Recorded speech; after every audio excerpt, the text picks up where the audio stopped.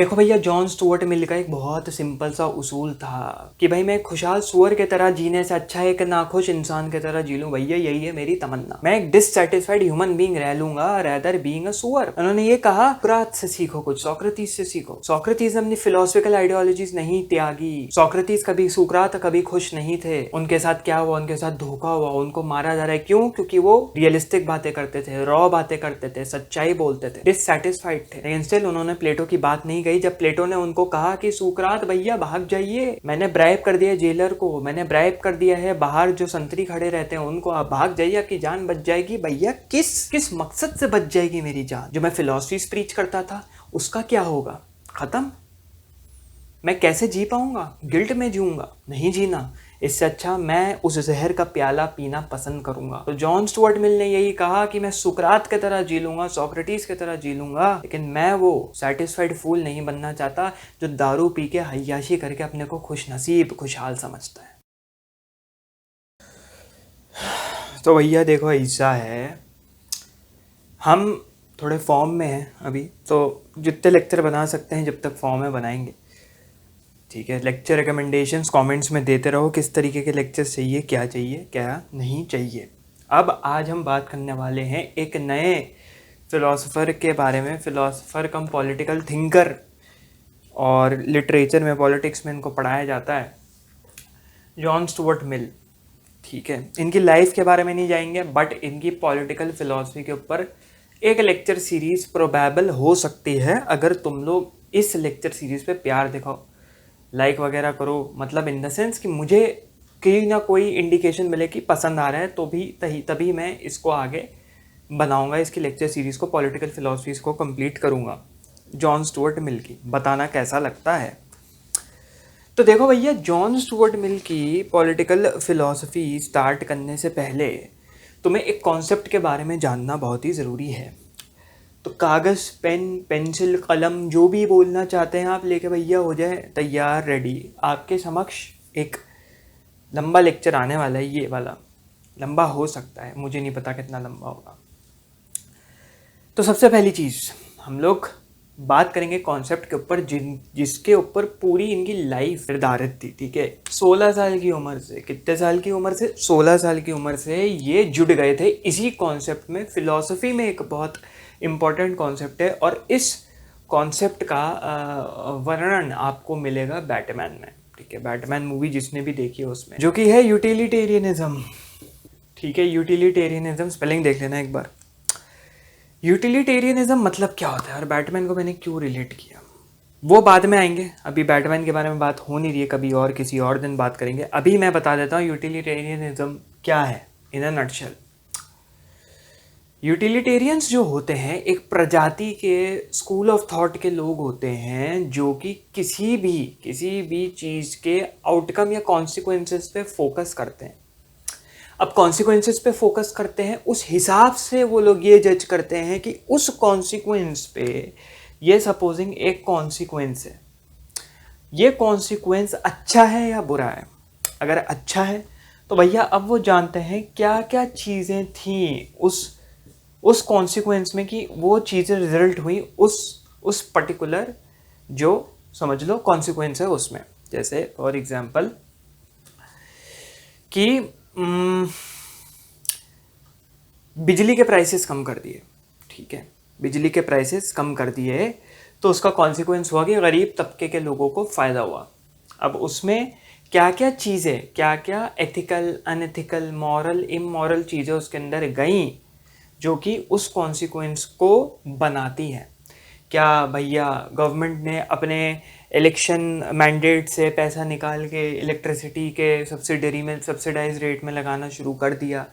क्या भैया electricity harvesting के यूनिट्स लगा दिए, सोलर पैनल लगा दिए, डैम्स लगा दिए, डैम्स इंट्रोड्यूस करे? तो क्या क्या कॉन्सिक्वेंसेस। अब डैम्स जो इंट्रोड्यूस करे वो भैया आसपास रहने वाले कुछ, तुम समझ लो 200-250 जो आदिवासी हैं, जो जो नदी के किनारे बांध बनाया, जो आदिवासी है उनको उन्होंने अपरूट कर दिया, हटा दिया। तो उनको जो हटाया वो ज़्यादा बेहतर है, या फिर जिनको बिजली कम प्राइस में मिल रही है वो ज़्यादा बेहतर है लॉन्ग टर्म में?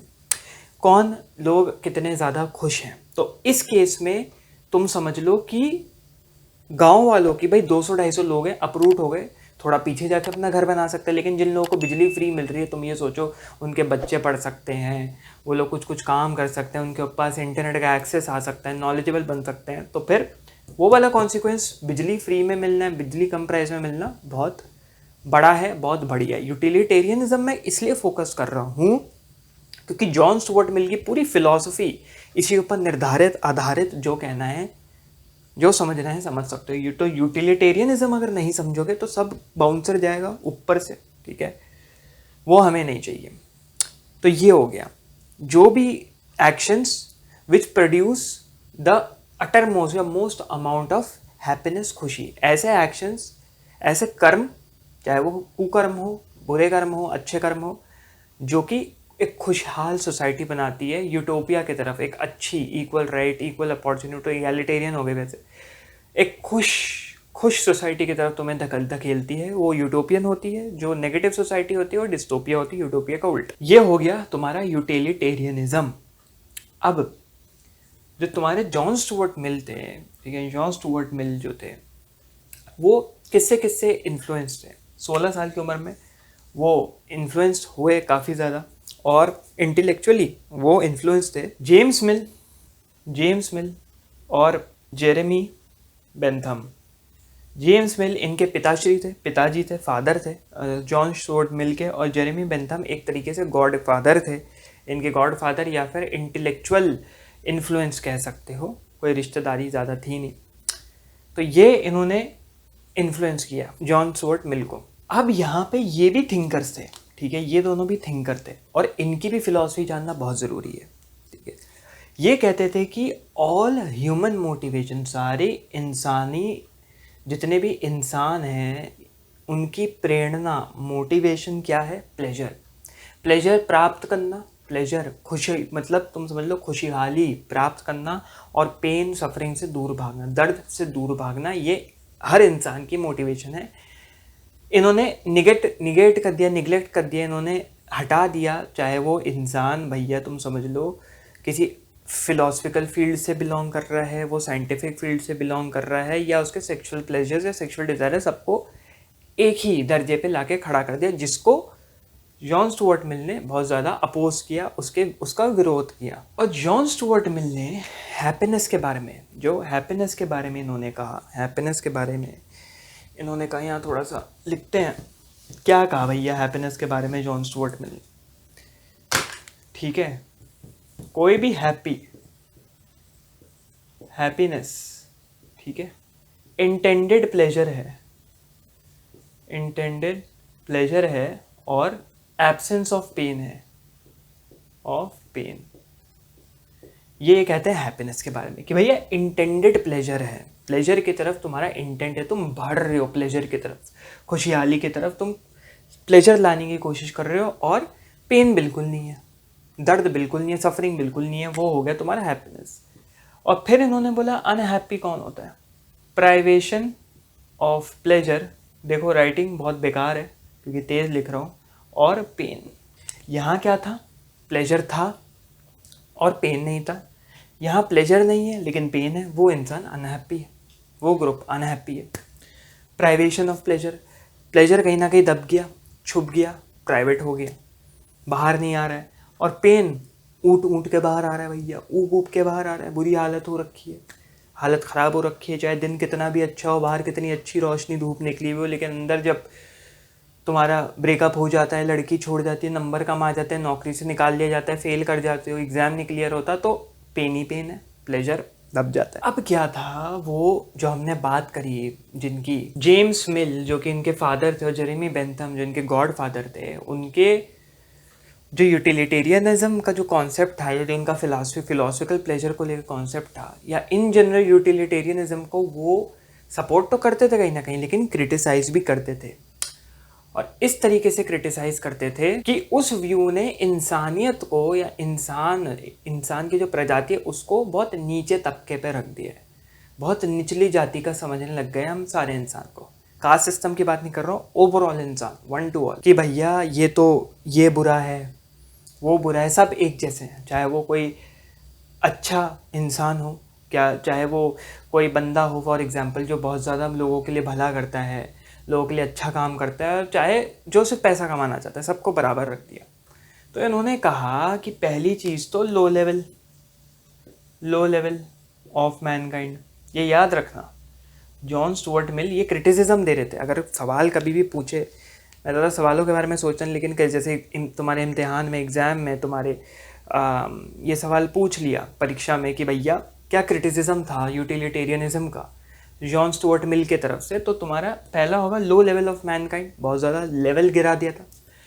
दूसरा, उन्होंने प्लेजर को एक समझ लो मेजर या मेट्रिक सिस्टम बना दिया था फॉर वैल्यू, कि हर चीज़ की वैल्यू तुम तोल सकते हो प्लेजर में।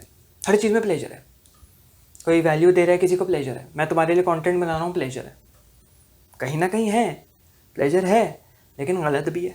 तुम्हारे लिए प्लेजर है, हाँ भाई तुम्हारे लिए प्लेजर है, मतलब तुम्हारे लिए मैं बना रहा हूँ, मेरे लिए प्लेजर है, मैं बना रहा हूँ, लेकिन उसमें मेरा अपना भी कुछ है, वो है कि मैं सीख रहा हूँ। अब इन द लॉन्ग रन सब में पैराडॉक्स है, उसमें भी बहुत ज़्यादा प्लेजर है कि मैं सीख रहा हूँ, दूसरों के सामने अपनी नॉलेज दूंगा तो लोग खुश होंगे, नहीं, अपने लिए कि भाई मैं एक बेटर ह्यूमन बीइंग बनूंगा, मैं खुद से कंपटीशन कर रहा हूँ।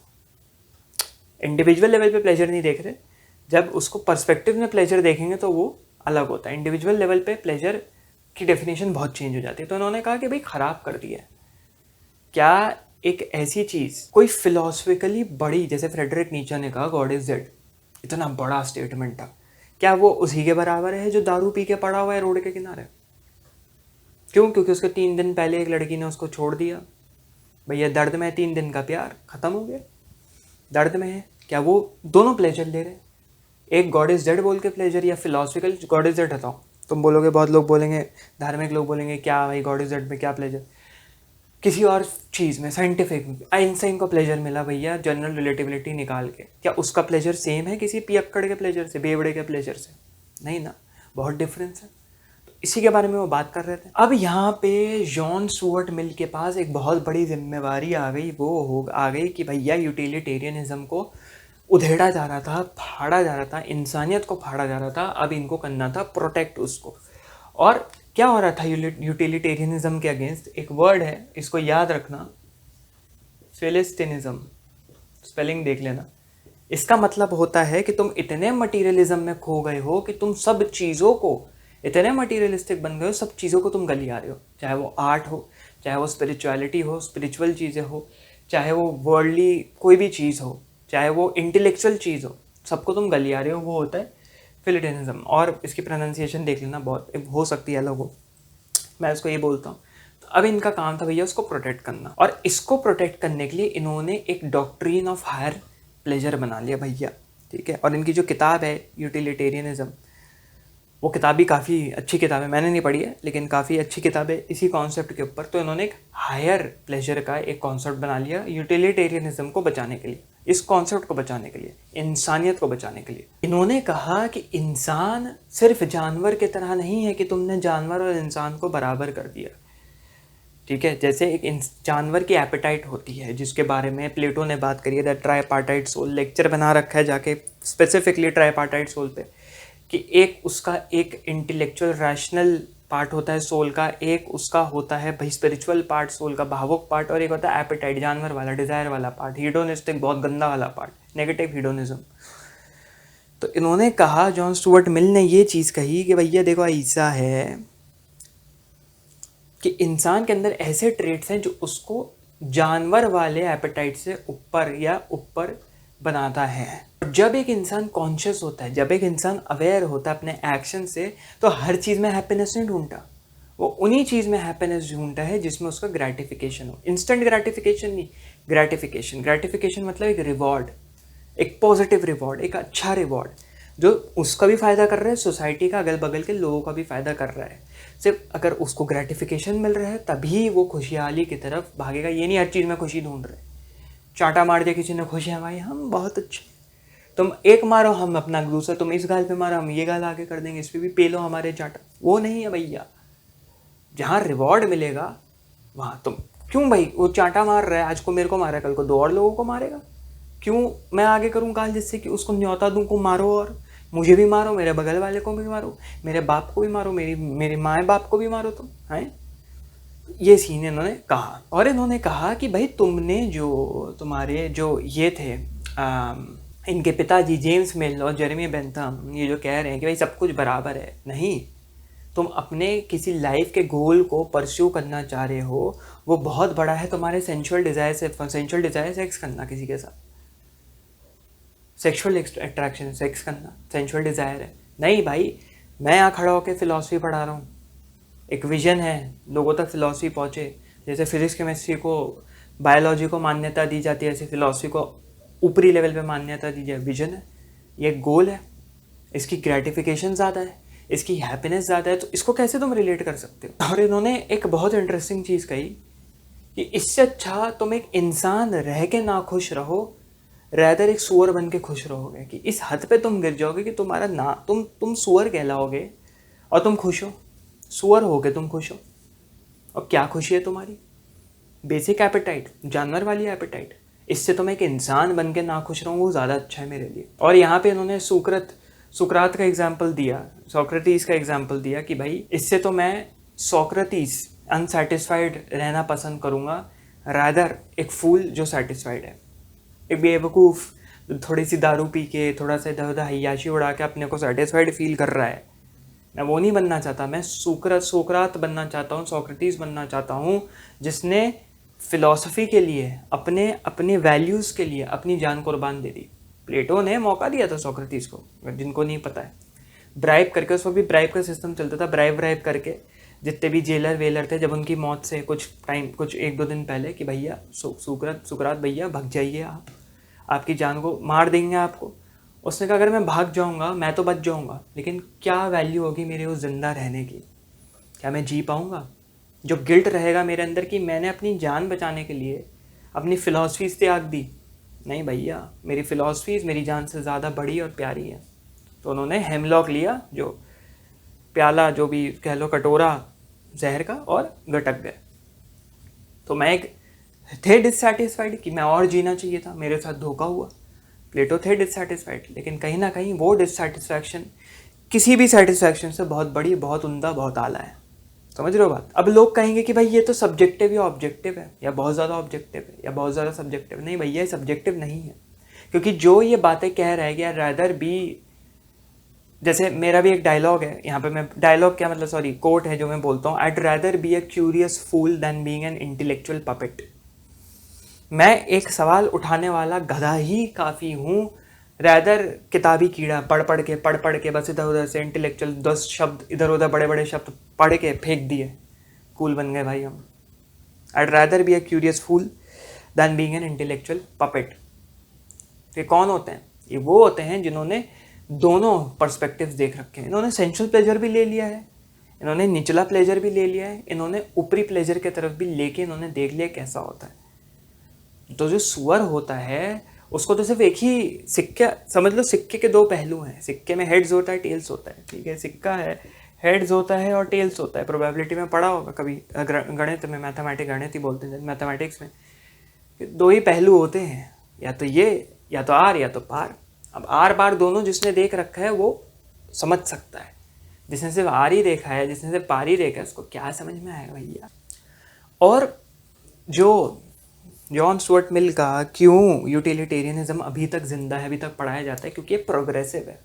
प्रोग्रेसिविज्म एक चीज़ होती है, कभी पढ़ना, प्रोग्रेसिविज्म स्पेलिंग देख लेना, कि भाई इवॉल्व कर रहा है according to human experience, human knowledge.